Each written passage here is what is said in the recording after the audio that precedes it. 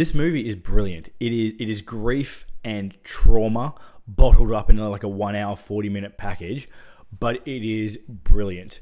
This doesn't happen often, but a dude in my cinema fainted while we watched this movie, right? Like, it was during a really intense scene of violence involving a rock melon. If you've seen the movie, you'll get that. But he got up, he started walking out of the cinema, and it just kept going. The scene just kept going, and he just fucking dropped like a sack of shit, and split his head open. He's okay. We checked on him. He's all good. But, you know, 2 scenes after that, 2 more people walked out because there was another scene of like quite intense gore. And this is a bleak and violent film, and the violence is realistic. So know that going in. This is not a sequel to Talk to Me. This isn't as accessible as Talk to Me either. Talk to Me sort of had this really fun party quality to it in parts. This doesn't have that. This is really bleak and disturbing and sad, but it is fucking brilliant. If you do go see this in the cinema, and please do, try to sit in the middle, because there's really good sound design in this movie, and they do some tricks with the surround sound that are really good. Also, it's got a really good soundtrack. It's even got like the unofficial Australian national anthem, Untouched by the Veronicas, in it. So sound's a big part of the movie experience for this one. And it really just leaves me with 3 big questions when it comes to the Philippou brothers and Bring Her Back. And that is like, 1, are they okay? Because this and Talk to Me are so fucking dark. This especially is dark. And they just seem to... And I know they write a lot of their scenes pulling from things that have happened to them or experiences. And being able to pull this stuff straight out of their head, man, it's fucking astounding. So I hope they're okay. 2... Does anyone get the vibe that the RackaRacka boys are like 2 rescue staffies that have been turned into humans by like a benevolent wizard? If you haven't, go watch an interview with these guys, because given how dark this film is, they always come into these interviews, they're so energetic, they've got this like nervous, anxious energy, but they're like playful. They basically take over every interview they're in, and I mean that in a good way. They have like these verbal flows and streams of consciousness. They're really passionate. They're really enthusiastic. They're really funny and fun. And then they just leave the interview. And at the end, like, the interview is always sort of like, fuck, I love those guys. And I do too. I love those guys. But it's so interesting to me that they've got this like real happy to be there puppy energy, and they make the darkest shit. They make the darkest horror films.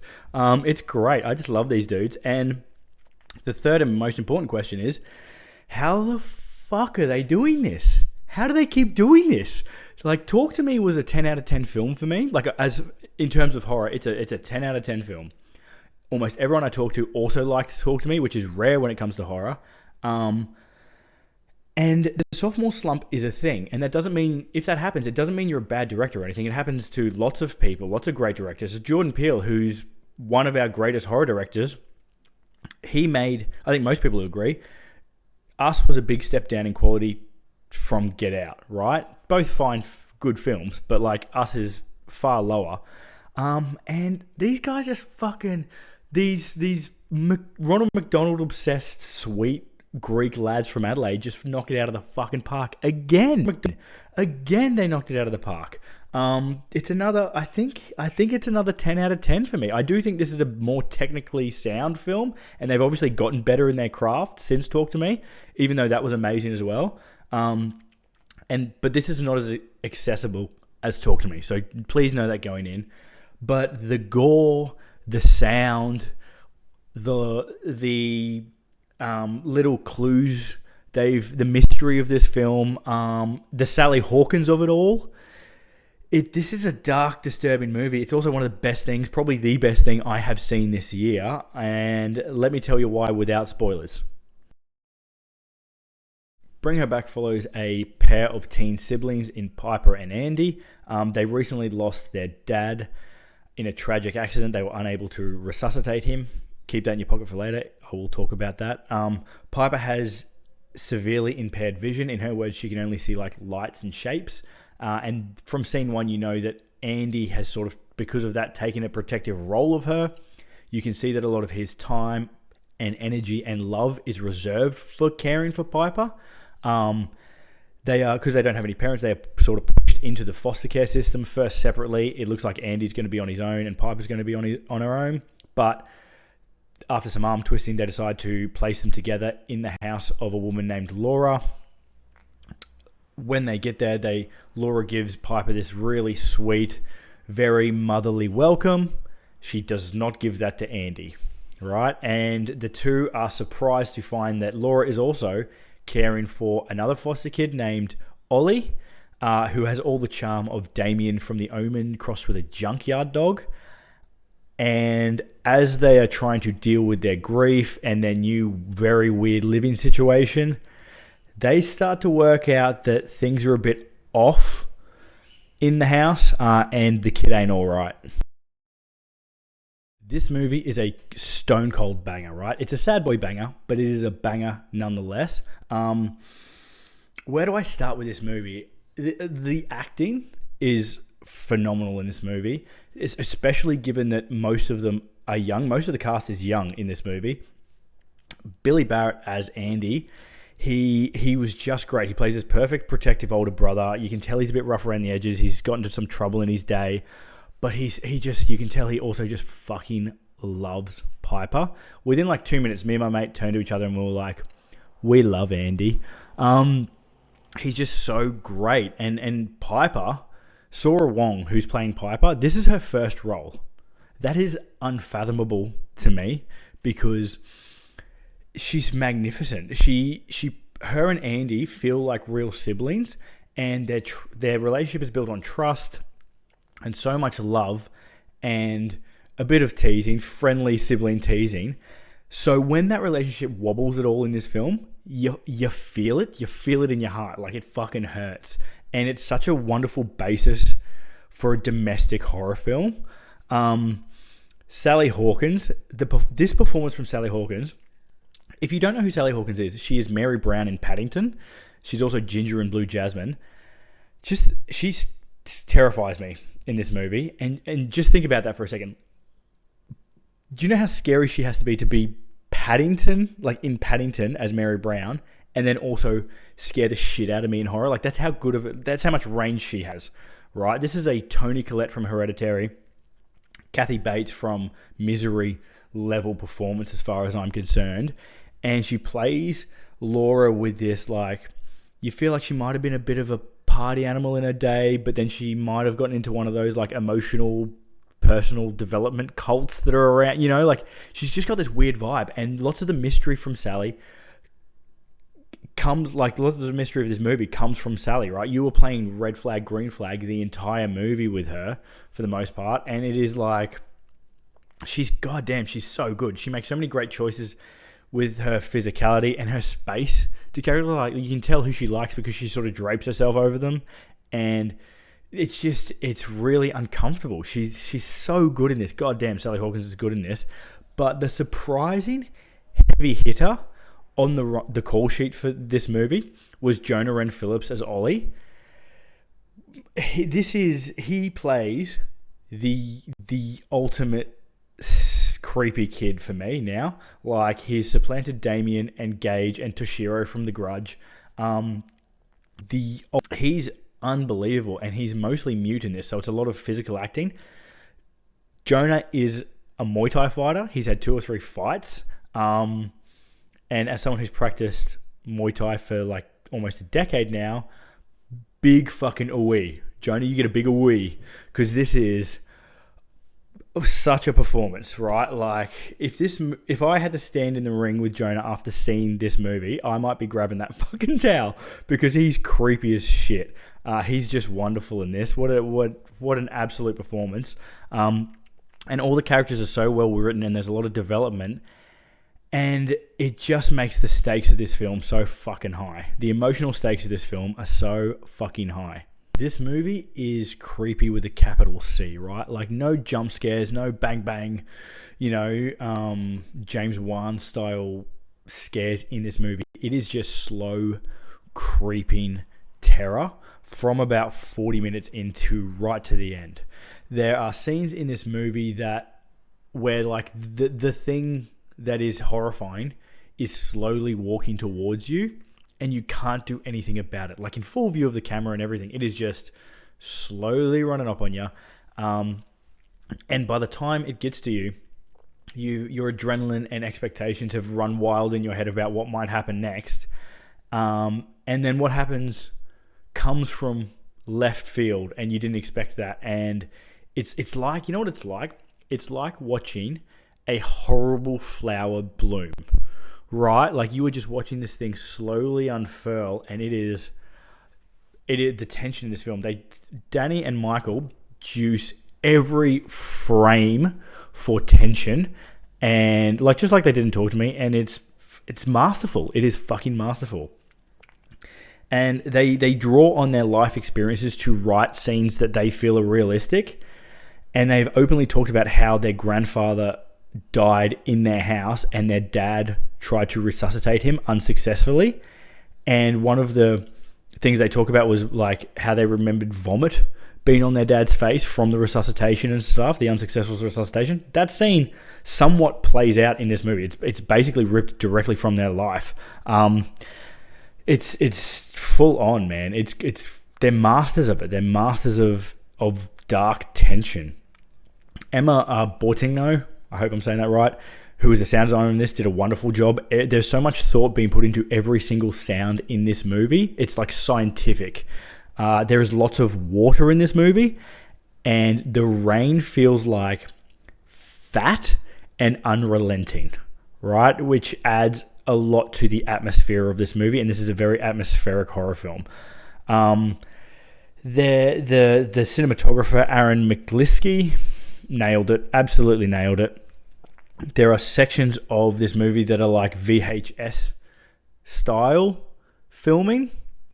They did that in camera. They didn't film something on a new camera and then digitally make it look like VHS. They shot VHS style camera.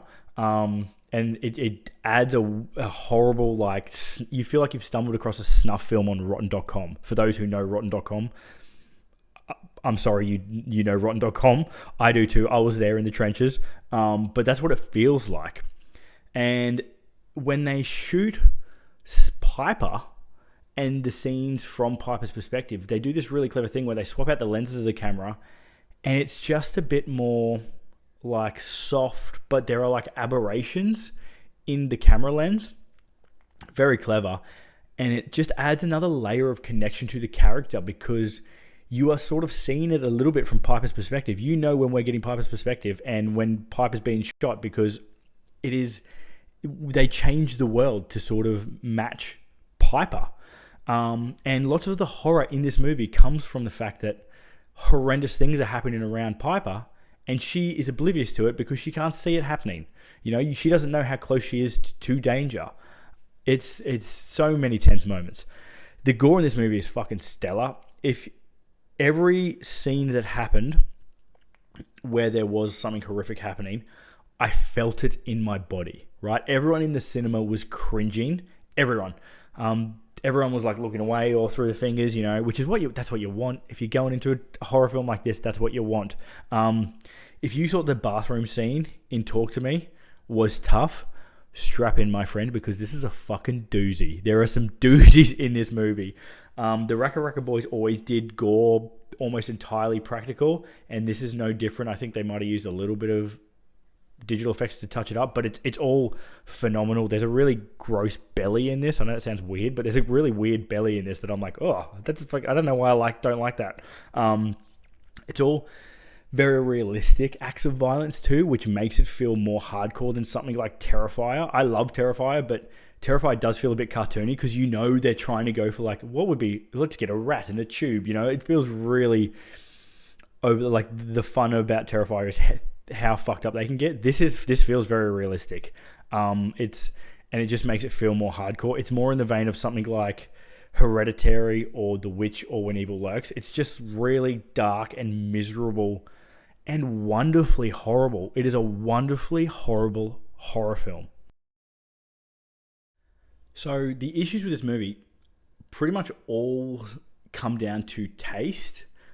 There is a scene where a character does something quite stupid in a kitchen, but in the context of the character, I sort of understand. Like, they don't know anything. They're tired and exhausted. So I didn't find that as blatant as I think some people will. The big thing will be, this is more full on than Talk to Me, right? This is a full on horror film. It's really dark. It's really graphic. It's really gory. So I think if people are going in expecting the same as Talk to Me, although Talk to Me is very disturbing, it's just, Talk to Me is way more accessible. This is not as accessible. And the lore of what is happening isn't fully explained, which I like because it makes it scary to me. You can't just explain away what's happening or like sort of puzzle your way out of it. It feels like there's something truly evil at play. But that will depend, whether you like that or not will depend on your personal preference, right? I know some people need to know all the law, all the rules, they need it laid out. I'm not entirely that way. So I do think that'll be a personal preference, but this doesn't have a lot to like talk about in this section because I really liked this film. I recommend watching this if you like dark and disturbing horrors. This is a pretty hardcore. Like, I have a playlist that I will link to of disturbing horror films that I've reviewed. If that list is of interest to you, this movie will probably go in that list, I reckon. If you like domestic horrors, like horrors set around the home, sort of like Hereditary or Misery, this is that. Almost entirely takes place in the house. It's really clever how they set up the house. The pool almost feels like a character in the movie, which is often a trait of domestic horrors. So if you like that, you'll be at home here. You'll have a lot to love.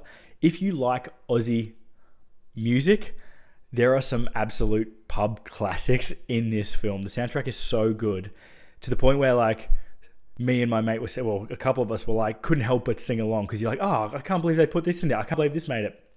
A couple made us laugh out loud because it's so hilarious to put in such a dark film. So if you're a millennial specifically and you grew up in pubs and all that sort of stuff, there'll be a lot of songs you'll recognize. I don't recommend watching this movie if you sort of want like a light party vibe. I wouldn't chuck this on at a party. This is fucking dark. This is like, it's pitch black, this one. If you have a low tolerance for gore, be very careful going into this. The gore is really good. It's very practical, but it's full on, and I sat there like this, and I have a fairly high tolerance for gore, and I was like, Jesus Christ, to multiple scenes in this movie. If you had a previous experience with the foster system, be careful because this could be triggering for you, right? Like, there's a little bit of play into like the, not uselessness because it's not useless, but the inaction of child safety systems. So, you know, if that is going to be triggering for you, just be warned. It's about 2 kids who go into foster care. Stay safe. If you love this movie and you're looking for more high quality fucked up horror films, you have to see Damien Rugner's Argentinian masterpiece When Evil Lurks. It was one of my I think it was my top film the year it came out, which was 2023. It's so good. It's so dark. It is about a rural town that comes down with a terminal case of demonic possession. It's the best film I've seen in it's one of the best films I've seen in 5 years. Horrors for sure. It's probably more hardcore than Bring Her Back. It's probably more shocking than Bring Her Back, but it is entirely in the same vein. The evil feels truly insurmountable, and like Bring Her Back, it takes a common theme. So for this one, possession, and it does it in a way that I've never seen before. And I love when horror movies do that. It's miserable, it's mean, it's magnificent. It has really good world building without explaining away the scariness of a movie, just like Bring Her Back. For me, When Evil Lurks is a 10 out of 10. So I think if you like Bring Her Back, you will like When Evil Lurks. I'm going to stick with the theme of horror that's based around putting the audience in the shoes of someone with a sensory impairment. And so I'm going to pick the Mike Flanagan film Hush. It is about a writer who is deaf, and to get over writer's block, she goes to like a remote cabin to just like basically buckle down and write a novel. While she's there, she becomes the fascination of like a creepy home invader who, when he works out that she's deaf, realizes that she's going to be a fun target. And it is so good. I think it's on Netflix at the moment because it recently got released. It used to be really hard to find. It is such a good film, and there's so many tense scenes based around how difficult and how dangerous it can be for someone with a sensory impairment when something awful like this happens. You don't think about how hard it would be to be quiet if you can't hear yourself, right? You know, I'm sure everyone's had this, but you've been on a bus or whatever and someone doesn't realize how loud they're singing. That is the basic premise of Hush, right? How are you going to be quiet and sneak around and escape a masked killer if you don't know how much noise you're making? It is wonderfully tense. It's a fucking banger of a home invasion film. It's one of my favorites. Go see Hush if you like this. That's it. Let me know if you did end up seeing this. If you liked it more than you liked Talk to Me. If you didn't like it, I'm especially interested. What didn't you like? I haven't watched any reviews yet because I don't like to do that in case it informs mine. But I feel like, apart from the fact that it's fucked up, most people will like this film, at least horror people. But if you didn't, let me know why, because I'm supremely interested. Hell, did anyone faint in your viewing like they did mine? Let me know. And hopefully I'll see you next week for another review. Peace.